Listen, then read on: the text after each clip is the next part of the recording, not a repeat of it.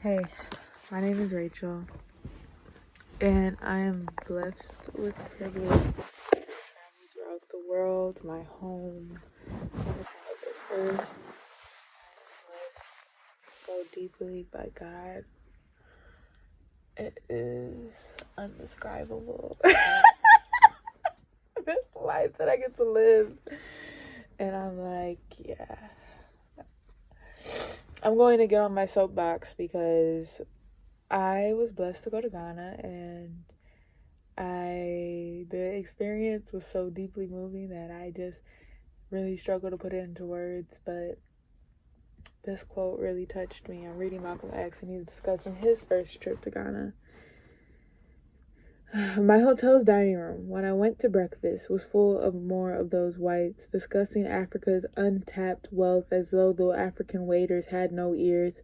It deeply ruined my meal, thinking how in America they sick dogs, police dogs on black people, and threw bombs in black churches while blocking the doors of their white churches, and now, once again, in the land where their forefathers had stolen blacks and thrown them into slavery, was the white man.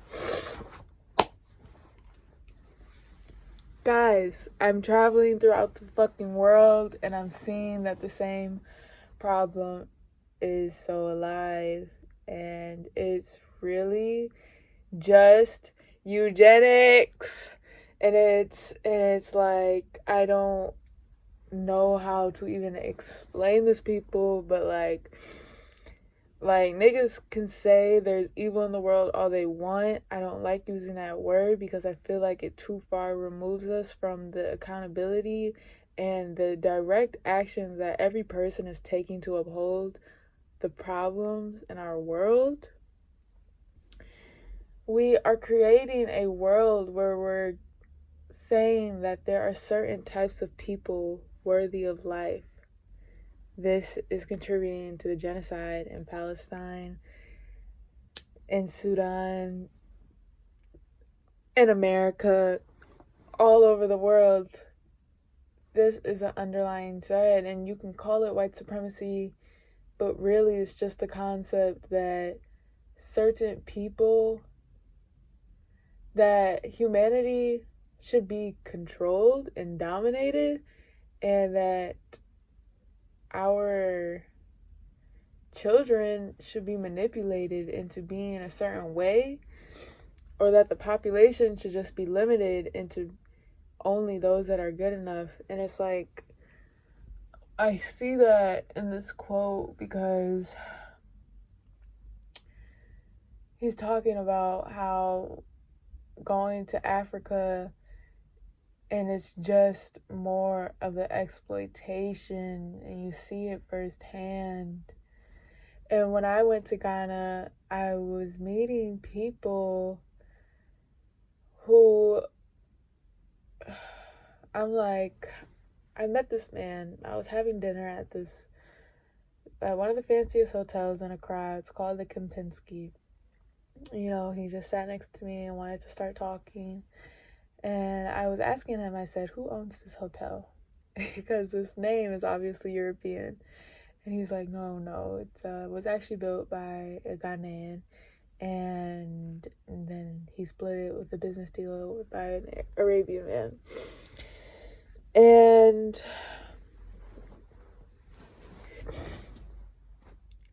we started talking about a lot of things. It's funny because there's so many people there wanted to talk about American politics with me. And I asked him, what is it like here? And I said something along the lines that, I think I asked him, somehow we came to the topic of poverty, and I asked him, what is the solution to poverty? And he was like, we can't give them too much because they'll be lazy. I'm like, think about, he was in a high ranking position in an oil company. I said, think about your boss's boss, and their boss. Who is the hardest working out of all of y'all? fucking exactly. We're all like, come on, man. Like, and it's like we're just so fucking brainwashed into thinking that the way that this world is going is how it's supposed to be and how it's always been, baby. That is never fucking true. So to just, oh my god, this book is so heavy on me because I'm resonating so much with it, and I'm like, this was written 60 fucking years ago, and none of this has changed. If anything, I think niggas have become more ignorant. God help us type shit. Like, oh Lord. Like, so yes, I went to Ghana. I remember there's just still this very much strong mentality. I remember watching like a YouTube video, and this guy was like, why I invested in African markets, and he's like, it's an untapped market, y'all. I'm gonna get in because they're about to be up. And it's like, yes, Africa is about to be up, but the way that y'all are just still trying to practice this same tradition of exploitation in the process of the inevitable change is just so frustrating. Like, God, bro. So this is, I don't even know what this is. Like, I'm barely reflecting on Ghana, but Ghana really changed my life. I met so many beautiful people. I really felt love. I really felt my ancestors in my blood, just so at peace, especially doing things like the enslavement bath or the last bath, which is the last place my ancestors bathed before being taken to slavery. Me and my aunt went down to the water and blessed ourselves, and this is my favorite part of the trip, because it was such a full circle moment, and it gave me so much insight that all of this is just so much bigger than me. Like, I'm just a small little human. And like, wow, 400 years later, they got to come home. That's incredible. Life is beautiful. It's really complex. But yes, I'm just really on this earth to spread love and truth. I feel like love is truth. I feel like God is love, and all of this is everywhere, and I think it's really just a matter of perspective, of if we're willing to open our hearts to that.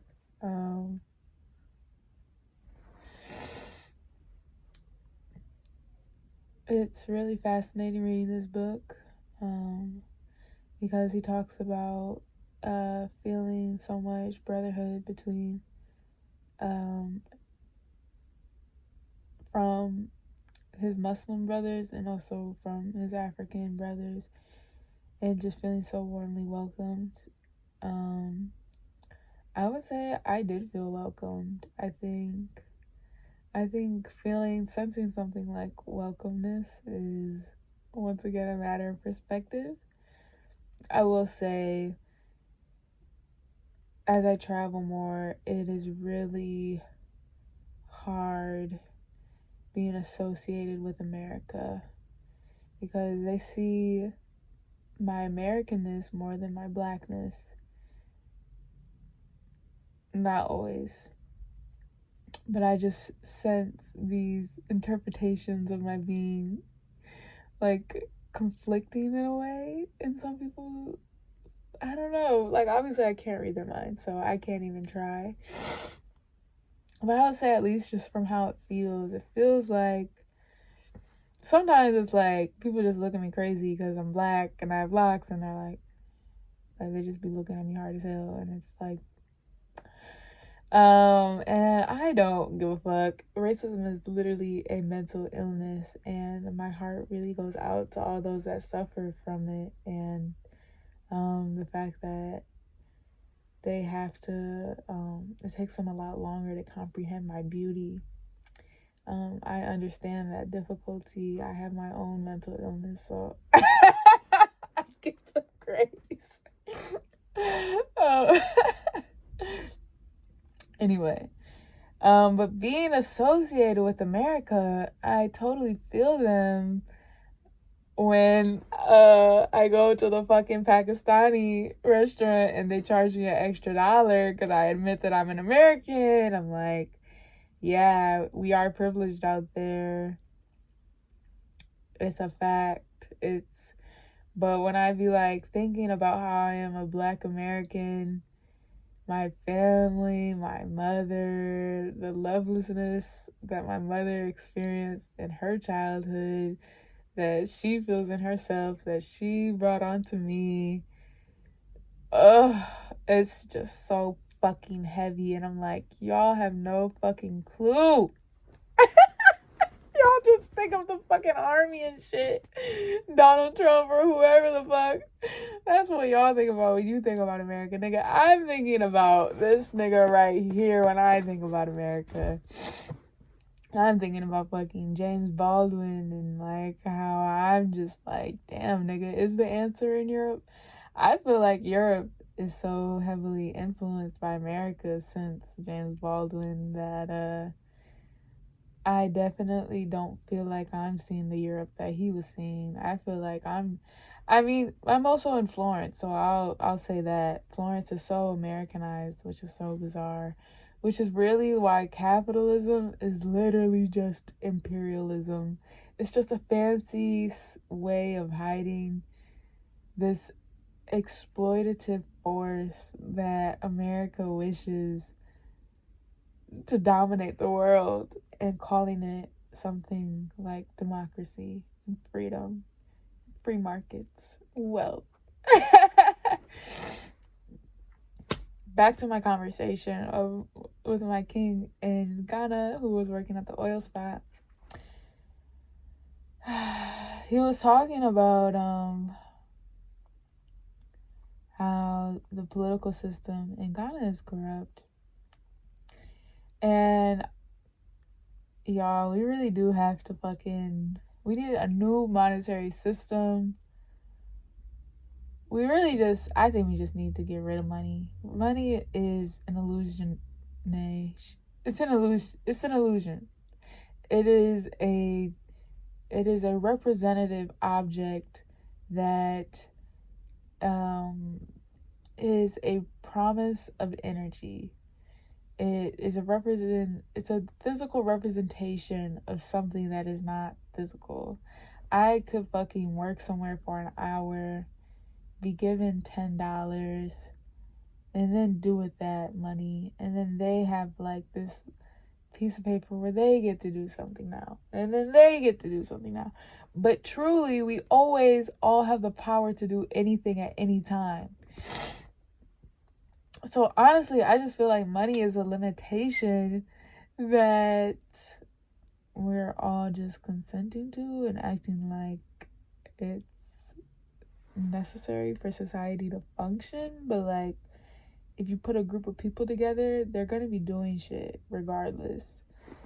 And I'm just really heavily thinking about this because I think about how easily corruptible people can be. And it's not always, but people are beings of desire on some Platonian shit and on some Brene shit. These niggas can be easily manipulated just by fucking convincing them that they desire something.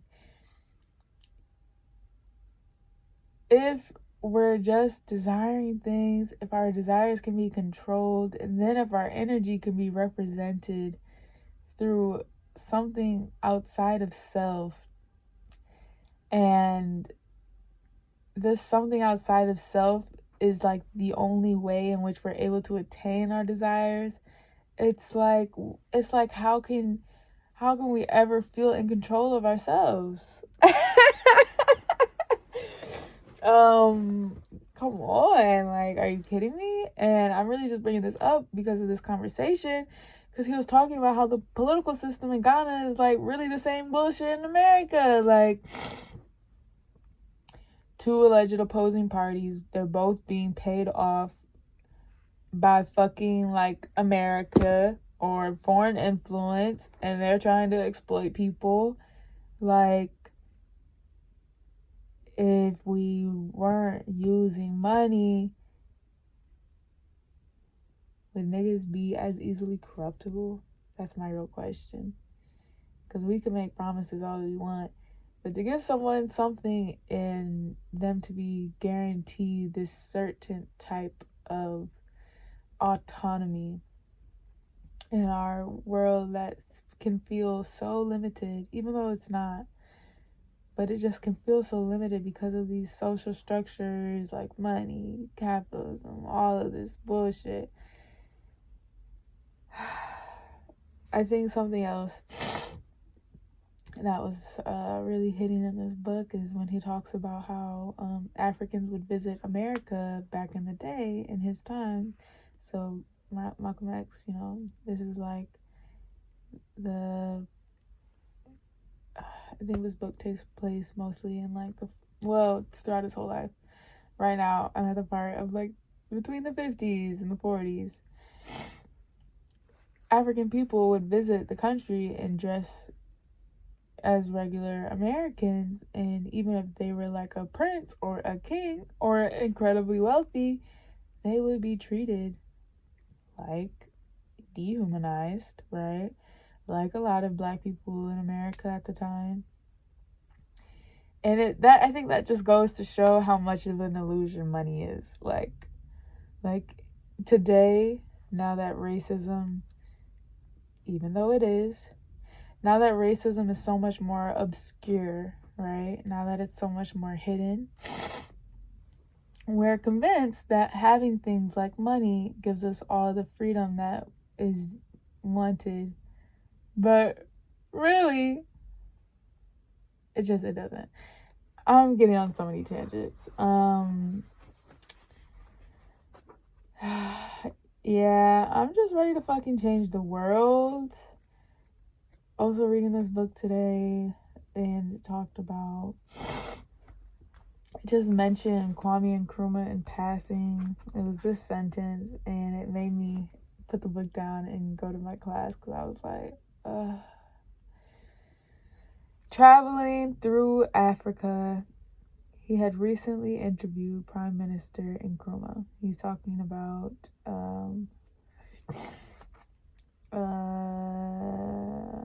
Williams, a Newsweek magazine interviewer or journalist. And Kwame Nkrumah was murdered by the U.S. government. And this is just history. I went to Ghana, and please look into this if you've never heard about this. Kwame Nkrumah was a revolutionary in Ghana during the British ruling. They literally put his ass in prison. He was still hella popular during his time in prison. The British finally were like, because people were protesting and because of leaders like him, the British had to leave Ghana. They did like a whole process of them leaving, and they were like, okay, y'all can have a president before we go. The people are like, we want Nkrumah on the ballot. There were so many people that were like, we want him on the ballot. They put him on there, and they also just assumed that he would never win because he was a prisoner. So they thought that would be too stigmatized. This nigga won. He's the GOAT. Don't play with him. Pan-Africanist to the core. All about fucking creating unity to solve to end the perpetuation of violence, especially against Black people throughout the world. He wins the presidency.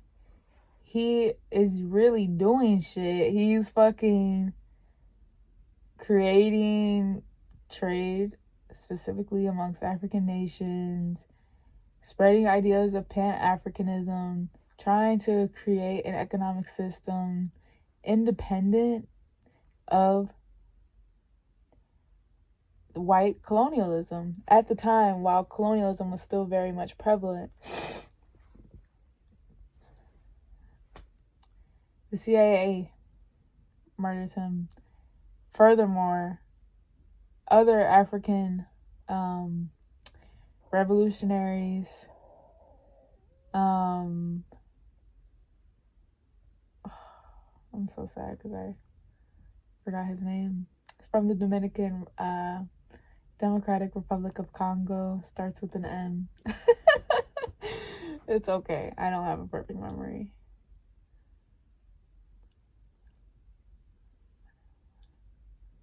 I'm not even going to try to say it. It's okay. Other African revolutionaries advocate for the UN to investigate his murder. A random white dude from the UN investigates his murder. This nigga gets murdered. You can't make that shit up. You really cannot. And so when niggas be talking about the Matrix, I don't even really resonate with that word, because it be making the shit sound so fucking distant and fantastical, like a fantasy land.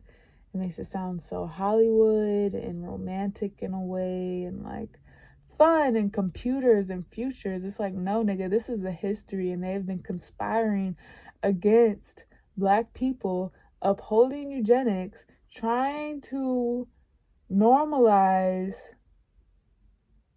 genocide for hundreds of years, and this is just a continuation of it. Like like, this shit is really not funny. I'm sorry. I just really laugh because I get uncomfortable and frustrated, and I don't know what to do with all these feelings. And yeah, rest in peace to all the revolutionaries. It's really crazy how niggas will stand up and they just are murdered, but they really knew the sacrifice that they were making. So I really want to say thank you to all the ancestors for every single one of their sacrifices. In due time, in perfect timing, the world will heal. God will transcend. Like, everything is perfect. And it's a challenge to read these things, learn this history, and not let myself be controlled by my emotions, but rather use this knowledge as inspiration for the world that we are creating, and that I am a part of this work in whatever way that I see fit. I'm a part of making the world a more loving place. And as Brother X says, he changed his name before he died, and it's so frustrating that we never call him this. As El Hajj Malik El Shabazz said, we are all one in God, oneness with God. I really believe God is absolutely everywhere, everything. And everything is really perfect, and it is going to be fine. It's just hard to see and feel that when there is so much suffering. But this is a learning moment, and y'all, I am so privileged. I am a learner of the world. I'm just a student of the world, and I'm constantly learning, and I just really want to be more courageous and bold in sharing my insights and everything that I'm learning, because I'm learning so much every day. Oh my God, every day. I'm meeting angels. I'm listening to God. I'm being divinely guided. And it's just all so beautiful. And